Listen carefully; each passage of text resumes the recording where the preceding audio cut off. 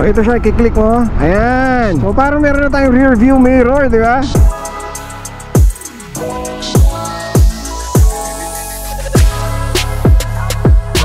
Kita-kita natin yung overtake.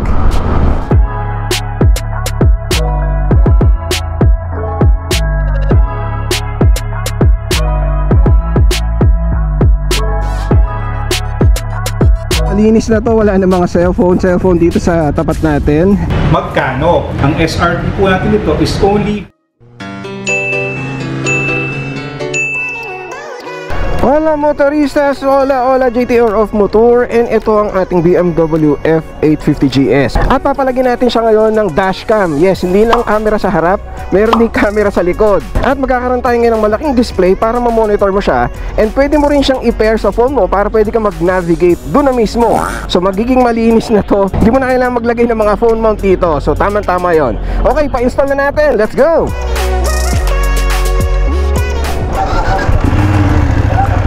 So 19,990 kilometers na, odo Evader 2.0. Mamaya mandatory selfie tayo kung saan tayo abutin ng 20,000. Let's go!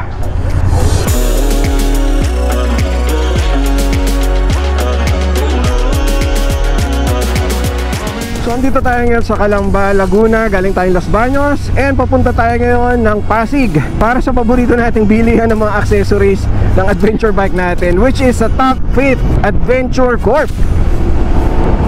So ilang beses na tayo nagpakabit doon, and dealer din sila ng SEC Moto Supply riding gear, mga helmets, jacket, etc. And also Michelin tires. SLEX exit na tayo. Let's go!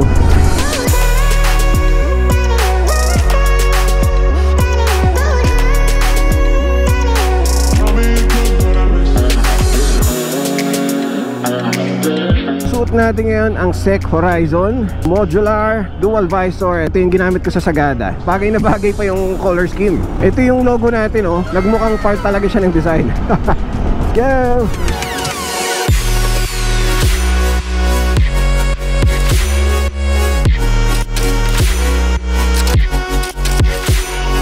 One kilometer to go. 19,999. Kaso may ginagawa pala sa side. Tingnan natin kung makachempo tayo, ha. Pero if medyo risky, motorista, di na lang tayo titigil. 19,999. Countdown talaga, oh.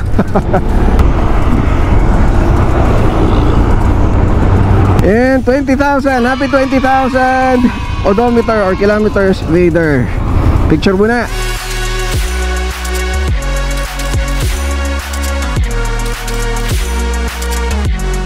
20,000 kilometers na, grabe. Sa lagay na yon, medyo natipid pa siya, no? Kasi nga, meron na tayong kahalinhinan, which is yung NMAX.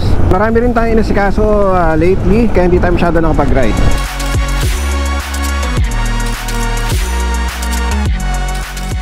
And C5 exit.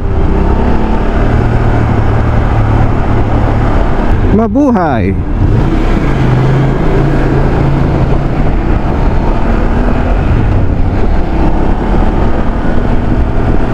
Simula na agad ng kalbaryo, ah.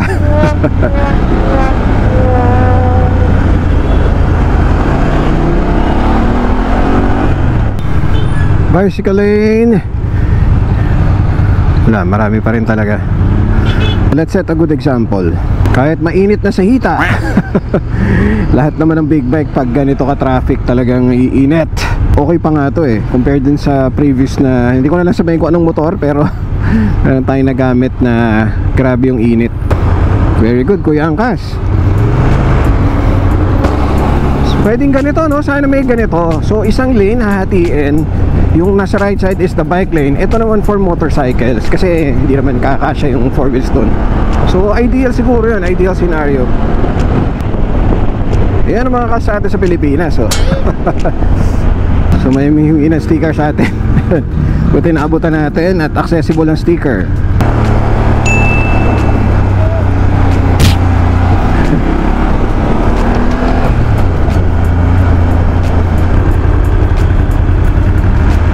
Lapit na tayo. Medyo matagulang dito. Yan, biglang tumatapi.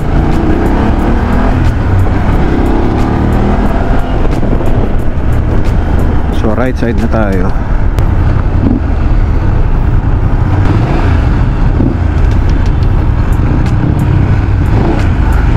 Yun, no? Nandiyan na ba si boss niya? Okay, okay.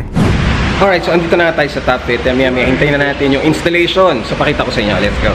Alright, dito na tayo. Nasa loob na rin si Vader 2.0. Binubuhat na ni Kuya. Yan. So again, install natin siya. Harap and likod na camera. Excited na ako. Kasi for the longest time, gusto ko talagang palagyan to ng camera. Kasi hindi mo masabi. Hindi naman lagi naka-on yung GoPro natin. So if something happens, wala tayong pruweba. So matagal ko na pinag-isipan yun. Nakakatuwa kasi itong product na to, perfect sa hinahanap ko. Tingnan natin. Alright, so ito yung sinasabi ko sa inyo na unit. So TS Motec yung brand natin, no? Dito yan sa Top Fit Adventure Corp. So Moto Dashcam plus smartphone mirroring. TPMS na rin siya. Tire pressure monitoring system. So ito siya. I think this is, ano to, 5 inches siguro. Ayan, sinukat na natin para sure. So 5 inches diagonal yung screen size and nandito na lahat yung screen mirroring. Mamaya de-demo natin. So para lang makita yung packaging, ito siya. Ito yung laman niya, no? So ito lahat ng mga parts. Ang dami pala. Well, hindi nakakagulat kasi kita nyo naman yung feature, sobrang dami. Feature packed siya. So meron na ka ng cameras, meron ka ng screen mirroring, at meron ka pang tire pressure monitoring. Ito ba yun? So ito. So wireless siya obviously. And yan, mga gadgets. Mamaya pakita natin kung paano siya in-install, no? Pero para lang mabigyan kayo ng idea, yan lahat ng parts na yan. Interview na kita, hindi ba mapavoid yung warranty ng motorcycles natin kung i-install to? Well, similar sa installation ng aux light natin. Dalawa naman kasi yun eh. Yung isa is naka-direct sa battery, yung isa is naka-direct sa isang power source. Usually, ang tinatap natin yan is yung nasa USB or yung nasa brake light. Okay.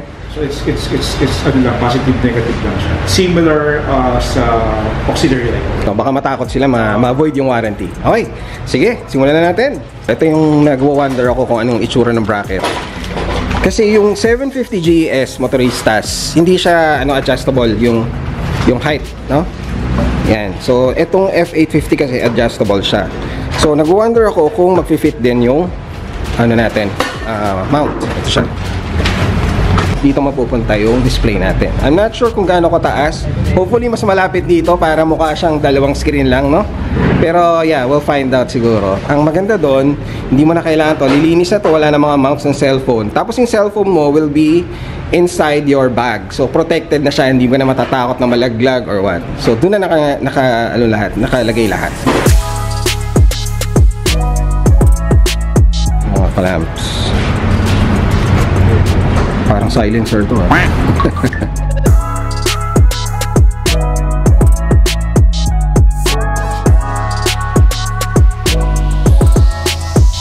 Ang gagawin natin is we will be installing a bracket here. No? So yung bracket na yun actually kapag na-install na, pagkasabay siya rito sa windshield. Tapos ang mangyayari kasi kung na-install yung bracket, magkakaroon tayo ng parang cord. Doon natin sabay kakapit yung okay. Then maglalagay tayo ng cameras. Yes. Magiging tayo ng cameras. Yung isang camera nandito sa harapan, somewhere dito sa harap. No? Dito, yeah. Or dito? I don't know. Kasi nag-move yan eh. Nag-move kasi eh. So, pero sagad naman na to. Dito siya. The camera, first camera. So hindi siya kita, hindi siya obvious na ma-obvious. And then the other one, the rear. Sa ilalim. Dito daw. Dito sa ilalim dito. Somewhere here? Yes. Somewhere here. So sa bracket na siya nakakabit. Okay. Okay. Pero yung iba yata, saan ba nakalagay yung iba? Parang dito? Dito nakapatok. Kaya lang matatakpan din tayo. Tama. Okay. Dito na lang. Mas masulog. Alright. Kaso ito pala matatakpan ito. Yung TPMS, it's just replacing the cup. That's good. Kumbaga siya na yun, tapos meron siyang Bluetooth na nakikipag-usap na siya rin sa device. Connected siya doon. So nailagay na natin yung bracket natin. So ito pala siya. Ano ba hindi siya natama? So ito yung motoristas, no? Nag-iisipan na namin ng ang pwesto niya. Pwede siyang itanggalin to. Yan, hindi tatama. Yan yung sagad ba? Nakataas yata yun. Di ba nakataas yan? Yeah.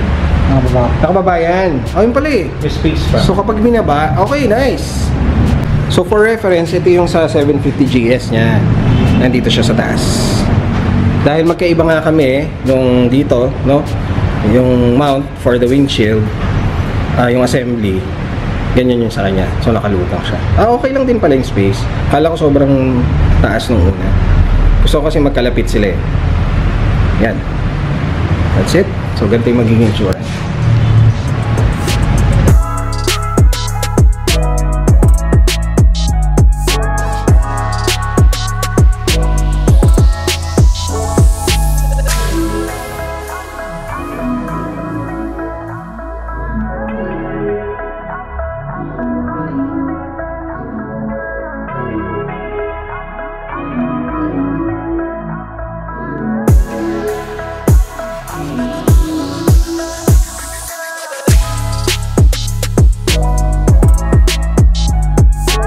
So ito yung sa likod, motoristas. Dito na kinabit sa ilalim. So ang kagandahan yan, na-adjust din siya ng gano'n yung rotation. At na-adjust din siya ng pababa at saka pataas. All set na, nakalagay yung mga cameras, naka-install na. Fine-tuning na lang kumbaga kung saan nakatutok o yung angulo. Okay? Then mamaya, don't worry, i-browse natin, tingnan natin yung user interface niya. Tingnan natin yung mga menus para kung paano siya i-navigate. Then yan ang display niya, yan ang menu. May Apple CarPlay na, Android Auto, kompleto, no? Panel, mamaya ibusisiin natin yan, may replay. Yan, so ito na yun. Dito lang nakatago, so hindi siya nakakalat. So ito na siya na nakakabit. Kung mapapansin nyo, hindi masyadong pansin. Anyway, ayan nga siya, oh. So very subtle lang siya. Di mo akalain na may camera kasi nga nakatago siya sa top box. Pero yung angulo na yan, kitang-kita mo na agad din nasa likod. So yung iba daw kinikwento nila na ginagawa ng rear view mirror yung mismong display, which is very handy. Hindi ka na lingon na lingon. Nandito na talaga siya. Mamaya tingnan natin. Antayin natin si boss ninyo and then i-demo na niya. So before I forget, ito na yung tire pressure monitoring system. So kakabit mo lang siya, papalitan mo lang. Pasensya nyo na motoristas na madumi. Di bale, bagay naman yan sa mga adventure bike eh. Pag adventure bike, pogi ng malinis, pogi rin madumi. That's true! Alright, ready na. Ito na, demo time na. So turn on natin. Turn na natin. Yan. So pag turn on ito, syempre bubukas din yung isa. So nag-open na yung ating May welcome. dash cam. Yan. Ito yung pinaka-main menu niya, driving recorder. Pag i-press natin siya, Okay. so makita natin yung view o yung recording. If you want to change yung viewing niya, press mo lang to. So nagpalit siya, so rear and front. Tapos pwede namang isang press pa, front lang. Okay. Tapos yung isa pang press, Rear rear lang. lang. Pero ang ibang riders ngayon, ang ginagawa nila, they use this as the regular Parang rear ID. view, rear Kasi view parang nakikita agad nila kapag merong parating sa likod Yes. nila. So let's go back to the main menu. Sa formatting na SD card, let's go to the settings. No, format SD card. Okay. Confirm. Yan. So format na natin. Okay. So since na-format na siya, nakita nyo, automatic Recording. nag-record na siya. So mangyayari kasi, whenever you turn on the power here, automatic mag-record na siya. So advantage niya, syempre, kapag ka nag-ride tayo, hindi natin iisipin na nagre-record ba yung dashcam natin or hindi. Kung gusto naman natin kumuha ng coverage, no, pagka nag-ride tayo, para review lang yung, or i-post yung mga napuntahan natin, pwede rin. Kasi automatic, nagre-record na siya. So, hindi naglo-lobat, automatic nagre-record. So, bisa kasi pagka naka-action kung tayo siya, nakakalimutan natin i-on. Kaya, pagka lobat, tinitipid natin. So, ito, tuloy-tuloy lang siya. So I can see here na FHD, Full HD yung resolution niya. Yes. So, later on, i-adjust natin yung sa tire pressure kasi nag-indicate siya ng low. Smartphone mirroring. So, since naka-iPhone siya, so click lang natin itong CarPlay, settings, Bluetooth, equipment name niya, which is ito, this one. Connected ayan, na siya. so MT8. Connected na siya. MT8 something. Tapos, sabi rito, meron lalabas, use CarPlay with Z-Link. So, use CarPlay. So, tignan natin yung screen ngayon. Enable Siri. Okay. Ayan na. Kita nyo, when we enable Siri automatic, Wow, may map pa. Ha? pag tignan natin yung menu, so nandito yung phone, music, maps, messages, phone, nandito yung mga favorite na tinatawagan ni Sir JT, syempre, as in motor, itong si Ma'am CIC, no? So, huwag natin nga ano yung recent. Sige. So, pag bumalik tayo dito sa music, so if Well, hindi ata ginagamit. Wala ng Spotify for example. Yung Spotify is also should be here. Yan, Ayan, Spotify. Meron siyang dedicated na ano. Yan, lalabas din siya. So, yung mga pass. So, nakita nyo touchscreen, so responsive naman siya. Right? So, balik tayo rito. So, lahat yan, maps, messages. Sa messages, more on notification. Malalaman mo lang or mag-list down dito kung mayroon pumasok ng mga messages. Pero we cannot read, no? Okay. Because syempre, for sa CarPlay, safety purposes, yes, correct. ang pwede natin gawin is we can ask Siri to read the message for us. But you have to fix that sa settings ng phone. Okay. Yung allowing Siri to read messages pagka naka-CarPlay. Pati yung Google Maps, I don't know kung ano to, sir. Maps din ba to? Maps.me? Yes. Di-ebook siya pera. Para sa ating tire pressure. So sa tire pressure, kunin natin yung PSI. Kung napansin nyo, 0-0 yung reading. Okay. Kung makaka-start lang siya mag-read kapag medyo tumatakbo na siya. Okay. Pero ano naman yun, one time lang naman yun. Okay.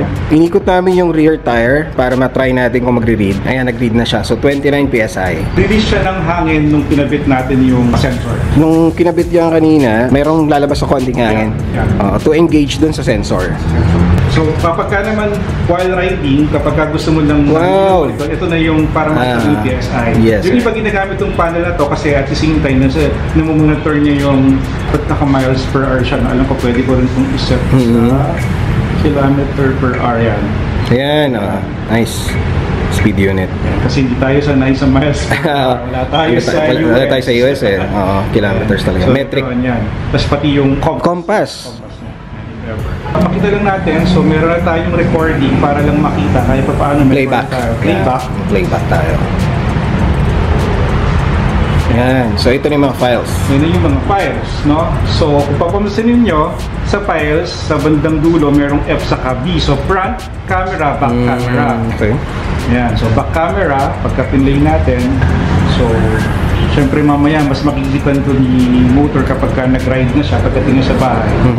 Pwede niyan makita ano yung makukopo. Yes, papakita natin sa inyo. Sa ngayon, puro ganyan lang ang makikita natin. Hindi pa tayo naman. Yes. Yung ating coverage, supposed to be pwede nating ma-review sa phone natin. And para mangyari yun, we will have to download an app. KY Cam 2. KY Cam 2. So get, open, natin, so agree. Yan. So mag-a-add tayo ngayon ng camera. Okay. Allow using that. Yan. Allow. Yan. So nakita niyo automatic na-add natin yung camera, na-view natin kung ano yung nag-view ngayon ng camera. Kumbaga nag-sync na siya. Ito yung mga na-save din na file. Yan. Yun yung mga na-save na file. So kung gusto nating pwede mo i-save sa phone. Ito, you just have to download. Kung download mo siya, makikita natin sa phone. So download.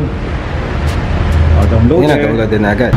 Ito yung downloaded file. So pwede natin siyang i-share or ilipat sa phone. Okay. So sa app muna siya download. Thank you very much, Sir Motor, for trusting Topic Adventure and for having ES-Motec Moto Dashcam installed sa ating Vader. Yes, BMW F850 GS. Vader 2 no? Yes, 2.0. Yes. Vader 2.0. Yes. Thank you so much, Sir Nino. So ngayon, siguro, you're wondering, magkano? Yes. We are so proud to say to everyone, ang SRP po natin ito is only 15,150. What? So imagine niyo in the market right now, magkano ang price ng dashcam pa lang. Tama? Magkano ang price ng TPMS pa lang. CarPlay is something that's very new. Do you have a local warranty or any kind of warranty? So we offer 1-year warranty. So may warranty po tayo dito na 1 year kung merong maging problema, factory defects or merong functioning. We can replace the unit for kung talagang sa tingin nyo because of that particular malfunction hindi siya acceptable, then we can refund your payment. Para ma-view mo yung, di ba naka-app ka dito, if you open the app, para ma-view mo yung live video feed, kailangan connected siya via Bluetooth, right? Hindi online. Hindi online. Okay. Hindi online. Good. Natakot lang ako kasi baka mamaya kayang i-connect ni CIC yung phone niya sa app. Makita niya kung nasaan tayo nagra-ride. Yun yung tinanong eh. Biro lang. Biro lang yan, syempre, biro lang. So ano lang, curious lang kami. Pero gagawin kasi ni CIC, mag-download siya ng sarili niyang app, ililink niya. Yun nga. Kahit tulog ka, makikita niya. Additional peace of mind na meron kang video footage ng mga dinadaanan mo. Kasi ako ganun, hindi lagi naka-on yung GoPro ko. So, naisip ko lagi, what if something happens kapag naka-off yung GoPro ko?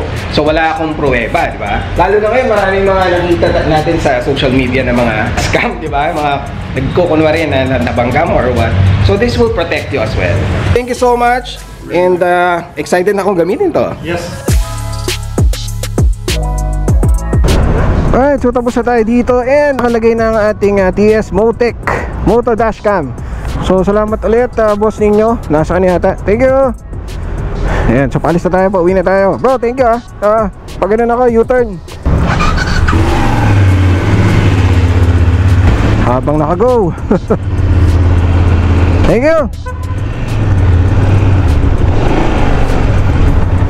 Yeah, man. Yan, ganun siya mag-operate. So first time ko rin ito makikita actually how it operates habang tumatakbo. So very visible, no? Nakakatawa. Ito kasing display natin is 6 inches. So mas maliit lang konti pero very visible. Palinis na to, wala na mga cellphone dito sa tapat natin. Ito tatanggalin din siguro natin yan, pero nilagay ko lang for future use siguro na kung may GoPro tayo na ilalagay. Napaka-traffic na naman. Rush hour, let's go!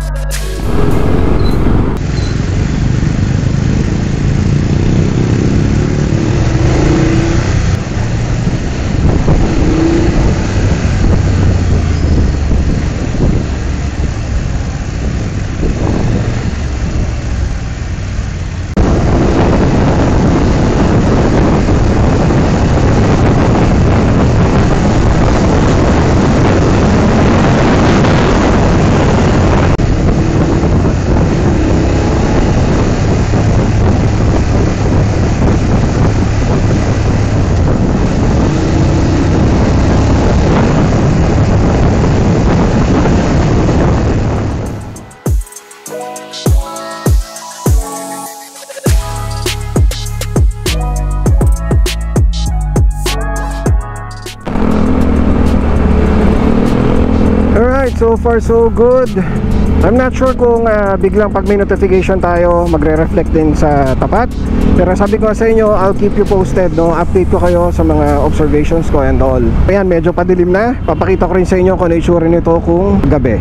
Ayan, let me know in the comments kung okay naman.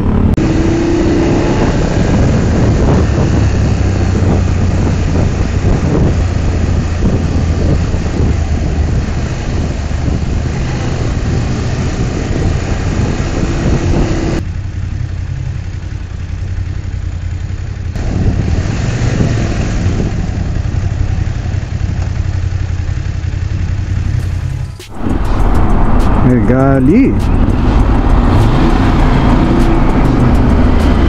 Dito pa lang tayo sa Bikutan exit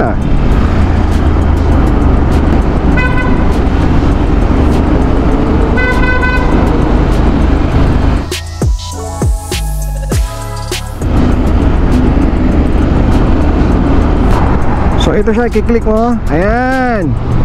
So parang meron na tayong rear view mirror, di ba? Super nice. So ganito yung itsura niya kapag gabi. So kitang-kita natin yung overtake.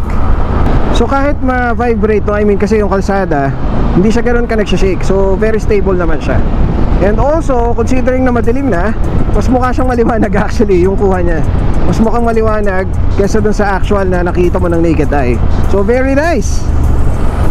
Alright, that's it for the installation of the TS Motec Moto Dashcam. And syempre, habang mas matagal natin ito ginagamit, mas makapagbigay tayo ng feedback. Kaya huwag nyo kalimutan mag-subscribe para sa updates na yon. So ngayon, yun lang muna and enjoy natin itong ride. Syempre, thank you very much boss ninyo of TopFit Adventure Corporation. Tingnan nyo yan sa Facebook page. Lalagay ko ang link sa description. Once again, this is JT of Motor. Adios, motoristas!